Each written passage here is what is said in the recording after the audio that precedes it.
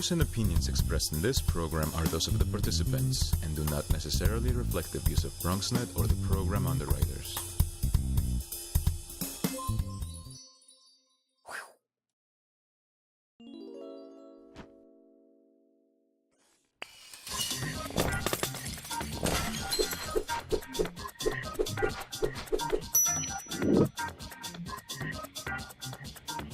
Hi, I'm Eileen Newman, and welcome to Mission Bronx. Mission Bronx is a show dedicated to showing you the incredible work being done by nonprofits here in the Bronx.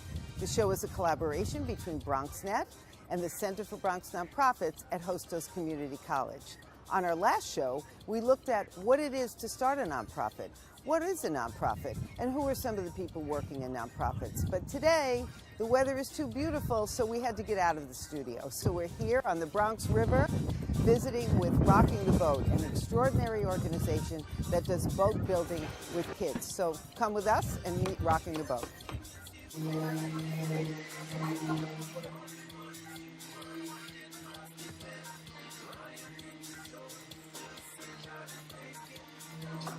We're here with Adam Green, the executive director of Rocking the Boat, who gets to come to this fun place every day. So, Adam, how did you come up with this idea?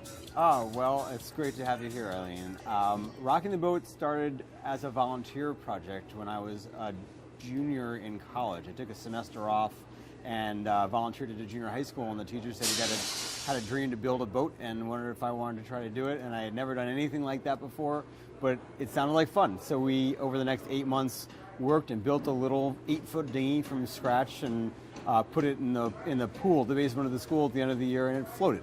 And it was just one of the most, well, it was probably the most inspiring, exciting experience that I'd ever had, and I think the kids felt about the same way, and I thought, you know, I want to keep on doing this.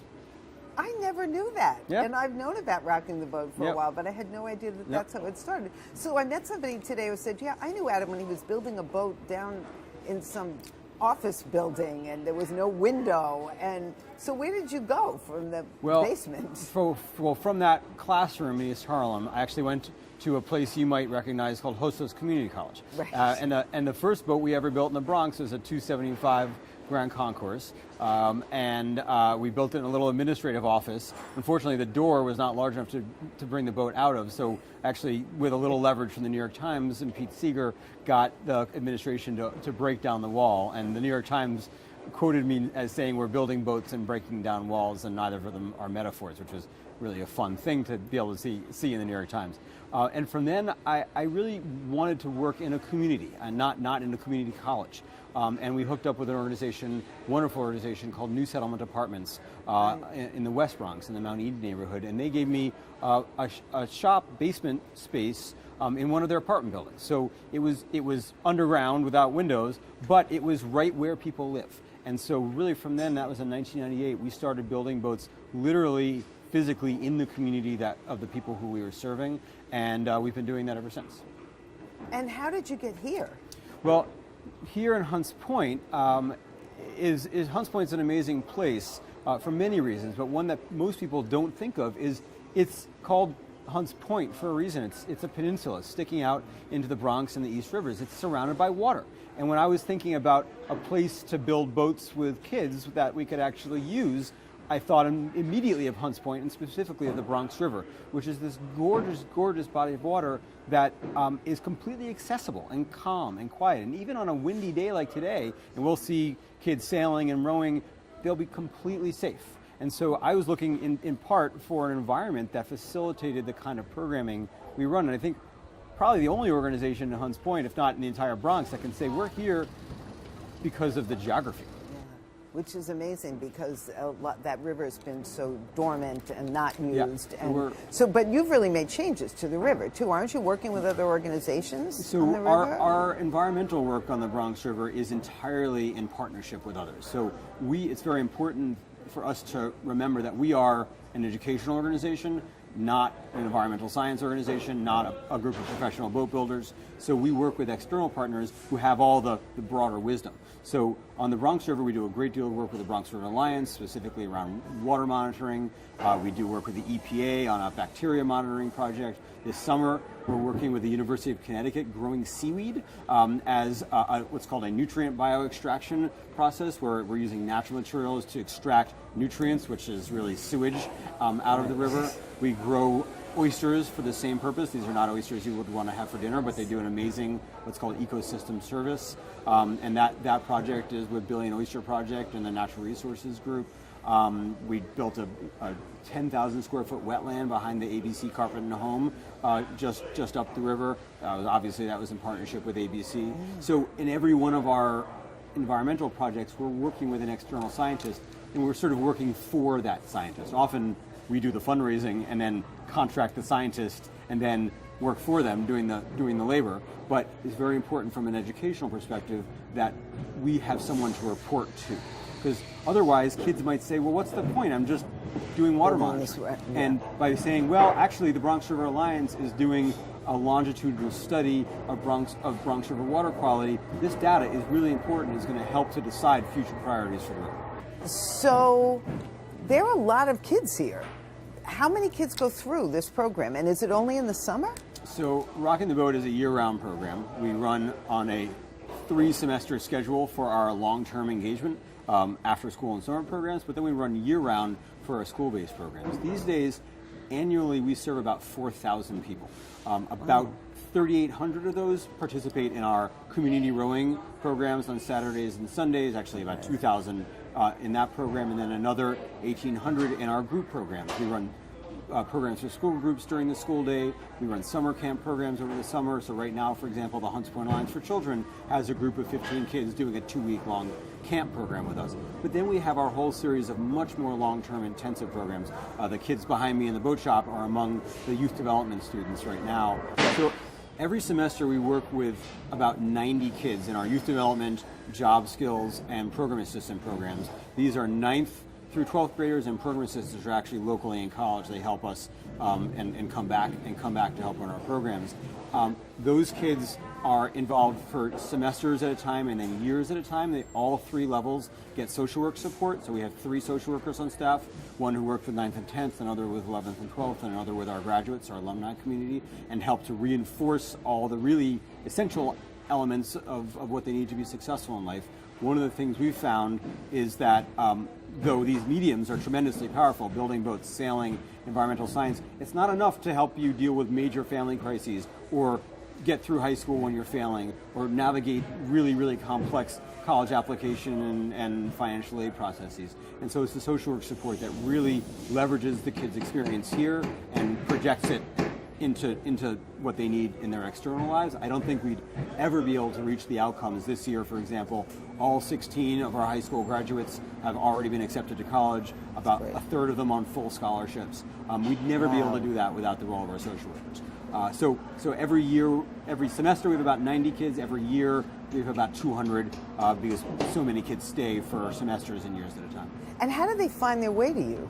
So a lot of Rocking the Boat kids find us through word of mouth. Many of them participate in our school-based programs and our camp programs, and they've been with us just through those experiences. Others are siblings or neighbors of students who are already in the program, and then we also have some more sort of strategic relationships with local community-based organizations and schools who place kids with us. But more and more, we're looking not just to have adult-to-adult relationships with those external entities, but to actually engage them, much like this group of HPAC kids is here now. We're also working with Graham Wyndham, with Casita Maria, with nonprofits that we all know in the South Bronx. And these kids, having spent 2 weeks straight with us, learn a lot about Rocking the Boat and are given the opportunity to apply when they move into high school. So I have a question about the whole process of the kids getting on the water. Is that something that this is relatively safe to be in here and working on the boat? Well, keep in mind they're using dangerous power tools. They are, but do any of them have a fear of the whole piece of actually getting in the boat and getting on the water? Yeah. I'd say parents are often more concerned about which is why going on the water. Because I would be that parent. Right. But kids are, I think so much of it is that they see their friends doing it. It's being normalized. And then I think with our program assistants who are former students, they see older kids modeling the same behavior in a really positive way. Right. I mean, we're taking 2,000 people out rowing on Saturdays and Sundays from Hunts Point Riverside Park this summer, and these are just random folks who show up to have a barbecue and a birthday party, and they're coming out on the water with us, which tells me that they're really actually not all that scared once they see it. These very stable boats with these very competent staffers in each one of them on a very calm, gentle river is a perfect combination to introduce a whole community to a resource that it never knew existed. And then the irony, of course, is that Hunts Point is currently the poorest zip code east of the Mississippi, and this is really one of the richest resources anywhere in the Northeast and certainly in New York City. So to be able to pair such an impoverished population with such a rich natural resource and show them how it can really enrich their lives is phenomenal. That is wonderful. So is it just kids who work here? I saw parents here. So do grown-ups get a chance to try this? It really is mostly kids, but we do have some special guests, parents and others from time to time. Are you hinting at something, perhaps? I'm hinting. Maybe, would you like to get a chance to do a little work on a boat? I would love to do that, yes. I think we can arrange that. Perfect.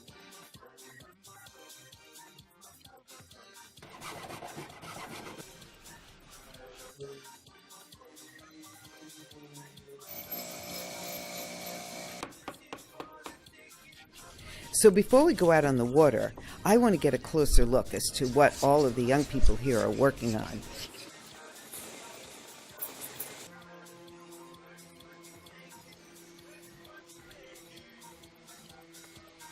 I'm hoping to get a private lesson so that I can help on one of these boats.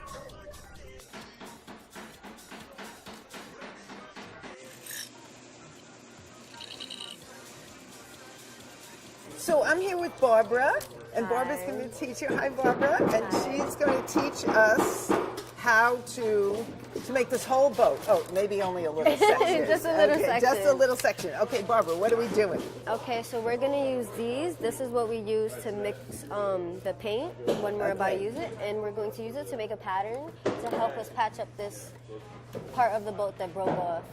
Oh, how did it break off? That I don't know. I've never used this boat specifically because it's for racing.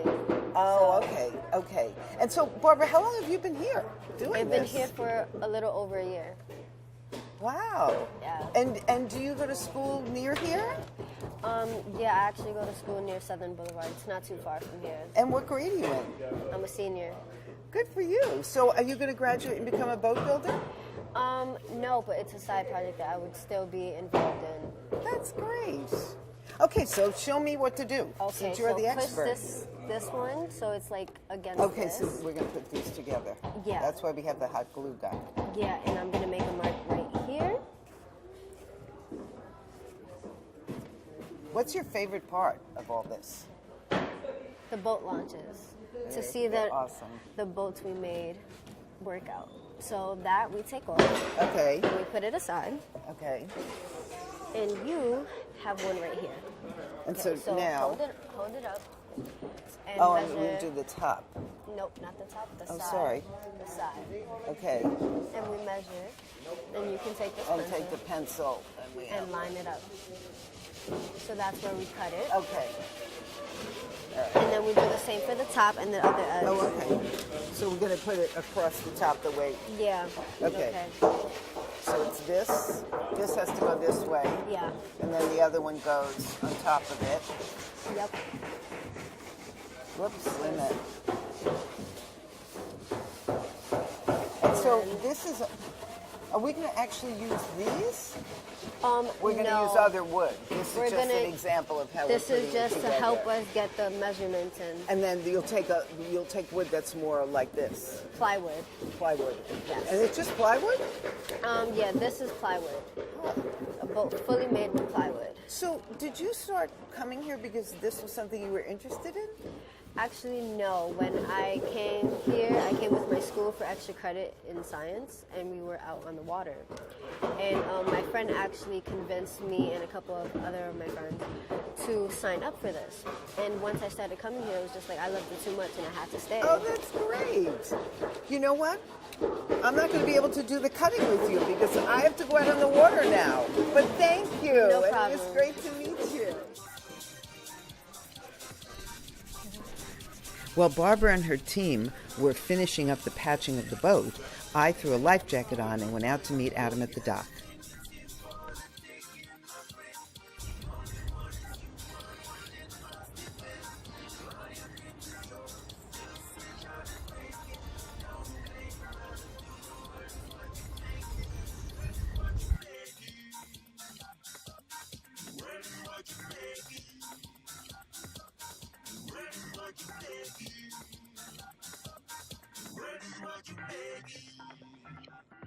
All right, well, this is going to be awesome. It is a gorgeous day, and this It is. really, But really look, there's nice an wind. egret over there. Yeah, there are amazing wading birds on the Bronx River. Egrets, herons, and cormorants, and you can get an osprey every so often.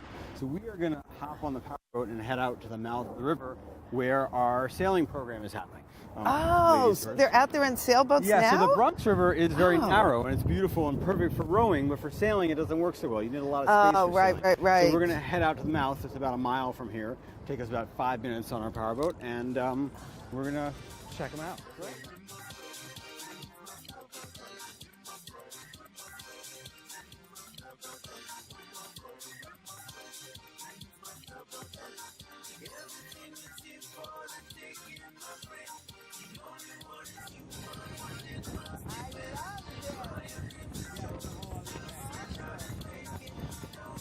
And so this is the mouth of the Bronx River, and this is just a little, as you're going past this on the East River, if you were on a boat, you wouldn't even know there's river here. It just feels like a little cove. Yeah. But in fact, it's incredible. it's the mouth, and it creates a pretty awesome little spot to teach sailing. And so this is our sailing program in action. Wow. And what's happening here is program assistants are in, well, one of them is in that powerboat, a couple of the okay. others are in the sailboats. They're guiding apprentices, so program assistants are in college, apprentices are in high school, and then apprentices are teaching middle school kids. So we have college kids So great. guiding high school kids, teaching middle school kids all at the same time. And these are middle school kids from Hyde Leadership Charter School just up the street. And so there are two different kinds of boats Yeah, you can sailing see. here. All built by Rock and Well, Boat? the wooden boats, Triumph with the RTB yellow. and Legacy with the yellow are built by us. Okay. And then the RS Visions are boats that are high-tech, modern designs that we bought. And actually, this is the first year of the sailing program. It's a major expansion for us. Yeah. We've been sailing for years, but never in a really structured, intentional way. It's always been much more casual. Like, okay, let's get kids out and go sailing. Yeah. And now John, who is our sailing program director, is a very highly skilled and experienced sailing educator. And so we're actually right in their course. I'm realizing there are two buoys, and these guys are sailing back and forth between the buoys. So he's used to coaching sailing as a sport. And you can see they're making a turn, they're tacking right around. That's why I can hear the kids screaming as it goes. Right. I would be one of those kids screaming. So let's head over. And the kayak, right? Yeah, Out there? that's Joaquin, our art director. Yeah. He's just doing some filming. So yeah, even our photography is done by Wooden Boat. He may be doing some video work today. Amazing photography, Yeah, by the way. and he's a former student as well. Yeah, which is great. Triumph and Legacy are traditional designs that we built here. Actually, all the oak in Triumph is from a tree we harvested from Pete Seeger's property. And all the That's so nice. yeah, Oh. and so yeah, really, I remember when he saw it, he said it. Hey Toshi, look, this is from our tree. Oh, So, that's yeah. wonderful. And So- so he lives on. Yes, he definitely the does kids, in which many is ways. great, Yeah. So they just drop these buoys in order to give them a course. So I should have brought my camera. yeah, and there's the Freedom Tower in the background. It's just amazing skyline. To realize where we are. So you can see here two different designs of boats, but they operate differently. And so really the the plastic, the RS boats are much more sort of precision design, and they can sail in much lighter wind. They can go much faster. But they're in that regard, they're much better teaching boats than our wooden boats. Oh, okay. Just like we don't make our own tools in the shop. We make our own tools for sailing, but the ones that are made by professionals and are made of modern materials can often be a lot more efficient. But the ones that you made are beautiful. They are beautiful, indeed. That with the red sail. That's yeah, I mean, both of these boats, so different people from different worlds of boating would look at that boat and go, oh my God, that's amazing, that's gorgeous. And people would look at that boat and go, oh, that's the coolest, fastest they know. boat, So in both cases, these are very, very unique experiences that kids of any socioeconomic threshold would find special. Hey guys! Wow, and so this, look at that. So these guys are sailing into the wind. Oh, look at that. Both boats. And bam! Right there. Wow. Yeah. So Gianmarco is a program assistant. He goes to City College. He's studying engineering at City College. And Marilyn and Catherine are sailing apprentices, and everyone else is a sailing student. And Denise here is a program assistant. Yeah. It's great because they stay connected to the program. Oh, yeah. It's like what Barbara said, somehow she'll be connected to this. Yep, and that's the whole idea. The longer we work with kids, the deeper our impact is. And so we've very, very intentionally structured our program to engage kids for multiple years at a time. And you give them something to do that's real. Right. So it isn't just coming in and hanging out because as they stay with us, they move into different roles from being students, building and learning for themselves, to being apprentices, where they're actually building and doing work for outside clients to come back to teach. Right. This is amazing. So here it's just 2 apprentices, no program assistants in Legacy. That's amazing. Wow. So one of this kid's a little. Kind of little. One of John's amazing talents is he, from a very great distance, can manage these kids in these boats in a safe way. This visit seems to be all about the boats, but actually it's about more than that, as Adam takes us on a tour of Hunts Point and the organizations that surround Rocking the Boat.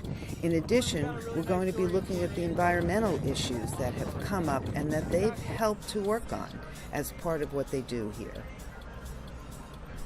So Hunts Point is a neighborhood. It's a large industrial area with light industry and scrap metal and waste transfer stations and all those yucky things. But it's also the home of the country's largest food distribution center. And so there's a meat market, a fish market, and a produce market, all in Hunts Point. I think the stat is something like 15,000 truck trips a week are bringing food in and out, as well as the trains that run right in front of our door at Rocking the Boat bringing produce. Yeah, and so we hear mostly about how yucky all that diesel exhaust is, and it's one of the reasons why Hunts Point has some of the worst asthma rates and air quality in the city. But the other side of it is this is a tremendous, tremendous bounty of food that supplies the rest of the city. And so if we could somehow figure out a way to mitigate the negative impacts and highlight the positive ones, the market can be an incredible resource. Not to mention jobs and all the rest of it. Rocking the Boat has a very intimate relationship with the market in that Dorigo Brothers gives us as much produce as we can possibly eat. So we stuff our kids, they stuff themselves, but with, over the summer, grapes and raspberries and blueberries and fruit that I don't make enough money to buy in the quantities that we give kids. And we just go out there every Monday and pick up whatever we want and do that year round. And I've tried to thank Dorigo, and he's like, you don't realize how insignificant our contribution to you is, and he won't let me properly thank him because to us it's tremendously significant. But so we have a relationship that way. We've referred our students to work at a number of, as graduates, to work at a number of different businesses within the market. So we have a lot of different relationships. This is a recycling company, and they're very generous to us. We do tons of work with them too. In fact, this is Sims Metal Management. They're the largest recycling company in the world, and Really? they hold the entire New York City curbside recycling contract. So they're the ones who are buying the plastic and paper that we put out in our back hallway. So actually, I'm really grateful for that. But they help us out a lot too. This green crane here, the Stennebagen, lifts our keel boat, our big 30-foot sailboat, off of the ground and into the water, and the opposite every fall, and so we can take it out to City Island. And yeah, they're great. They're great partners. They're a little noisy sometimes, but we love them. But they're dealing with. You know, one of the amazing things about the Bronx River, this is a salt marsh that we planted back with the City Parks Department in 2002, Spartina. Is that it's, well, for one, it's a real river that starts in White Plains and the high mountains of White Plains and flows 23 miles down to the mouth that we were just at. But it's also has a very minimal industrial footprint. So there are these three businesses: Sims, Casa Cement, and Sal's Scrap Metal are it. And that's it? And that's it. And so rather than the other urban waterways like Newtown Creek and Gowanus, which have a significant industrial presence, this is really, like, we're not trying to reclaim the river from active industry. We are reclaiming it, certainly, Right, but from there isn't so much abandoned like yards this. and buildings. Yeah. And the upshot of it is we're Another egret. You know, like a barge comes in here maybe once every 2 or 3 days, and that's it. So it's basically, as you see, it's all ours to play with. And it's really quite wild, literally and figuratively wild.